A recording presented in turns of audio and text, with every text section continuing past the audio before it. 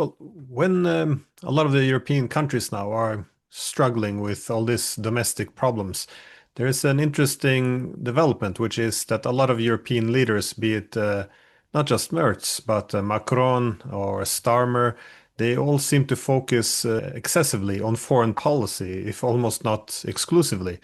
And I find this to be quite interesting. And of course, this is mostly revolved now about war. This is what they tend to speak about. And well, Europe used to be very careful, and it used to try to restrain US efforts. So whenever the US wanted to push, for example, NATO expansion, it was Merkel and Hollande and this who would try to hold back a little bit.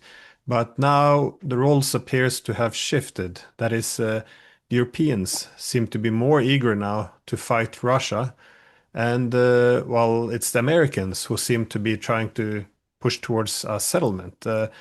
How did we end up in this situation where the Europeans do not even want to sit down and talk to the Russians and only see military solutions? Again, it's a massive shift in a relatively short time. I was wondering what your perspectives were. Yes, that is indeed a complete change. For example, when the Minsk agreement was concluded, the Americans tried, in Ukraine, they were also the main actors, to support the Maidan coup. The Europeans tried to balance things out somehow. That's when the Minsk agreement came about. Even before that, when George W. Bush wanted to bring Ukraine and Georgia into NATO, it was actually the Europeans who said, careful, we want to avoid a war.